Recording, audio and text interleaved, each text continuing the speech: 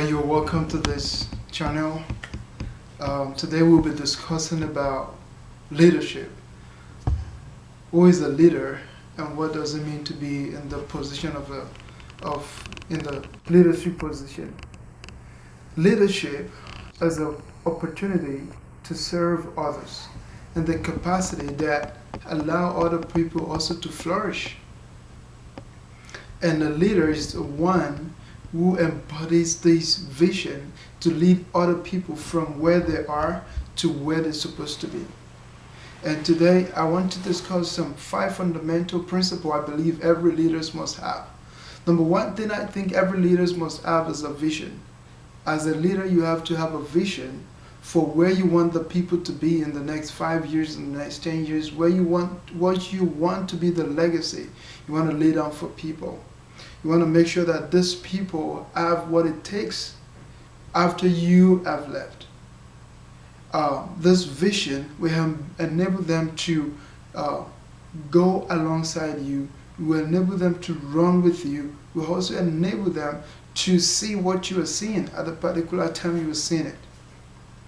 The second thing I believe every leader should have is belief. Every leader that have a vision needs to believe in that vision, because that belief system is going to help them during the times of difficulties. This vision has to be something that is realistic, not abstract. That is the reason why they believe in it. Because they believe that number one is for the good of the people, and number two is meant to solidify, to maintain, and to sustain the people. Now, what is the third thing? The third thing I believe every leader should have is conviction. They should be able to convince other people that this vision I have will be sufficient enough to help to elevate them, and to be able to allow other people as well, just like what I said, to flourish.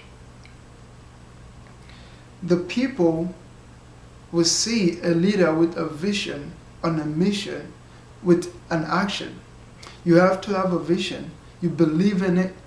You're on a mission already. When you take step, you have the action going on. So your vision, you believe in it, and you are convinced, and you should be able to convince others. This vision has to be very important, that everybody should be able to see what you're seeing. And the fourth thing is that this leader needs to have a lifestyle that actually emulate or give the people what you're preaching. When Jesus called his disciples for the Great Commissions, he doesn't go ahead and do all sort of things. Also, in Luke chapter 14 verse 31, Jesus talked about a king that is going to war with 10,000 men against 20,000 men. He said he's going to sit down first, calculate. He's going to have a vision. He's going to believe in the men he have at hand. He has at hand, and he's also going to strategize to make sure that these people can run with his vision. And this man, this king, doesn't just go around drinking, doesn't just go around just relax himself. Rather, he's living his life in a way that allow his people to go on with this vision. So he's going to have a lifestyle worthy of emulation. And the last thing I believe every leader should have is the confidence. Dr. Hal Moeller says in one of his books, when he's talking about the conviction to lead, that as a leader you should expect rejection. This doesn't mean that that's the end of the world for you. It just means that you have a greater place you're going. When you're able to convince your people, though it may take time, but you have to have the confidence to continue. You have to have the confidence to say, yes, we are on it. Yes, we can relent right now. Rather, we are going forth and we are conquering wherever we lay our hands on. And I always like to say this as well. As a leader, you have to have some people who can speak into your life as well. You have to have people that you trust with your life, that they can speak into you and they will be able to say this and this and this is what you need to do. These people will be able to keep you in check and be able to walk alongside you.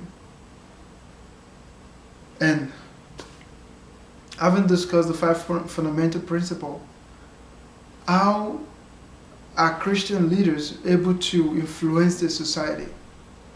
I believe 2 things is really needed for Christian leaders. Number 1 thing, they need to be humble. Christian leaders need to be humble. And the next thing is they need to love people. Humbleness or humility is shown in our brokenness.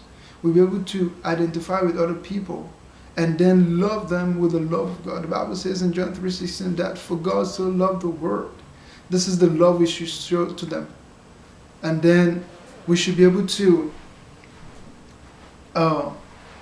show them this love that Jesus said we should show to them in John chapter 13 verse 35, that says that by this shall all men know that you are my disciples if you love one another. They love God first and then they love the people. The love of God and the love of the people.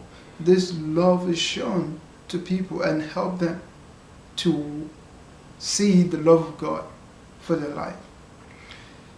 And in my own life as well, what are the leadership characteristics I'm trying to cultivate? Number 1 thing I'm trying to cultivate is taking responsibilities. As a leader who has a vision of where you're going, you should believe, and that belief system is going to come when you take responsibilities of how this thing is going to go about. I'm trying as much as possible to take responsibilities. And the second thing is to love people the way they are, because I need to be able to reach out to them individually with the love of God, to love them without condemning them, to love them without necessarily putting them to shame or embarrassing them.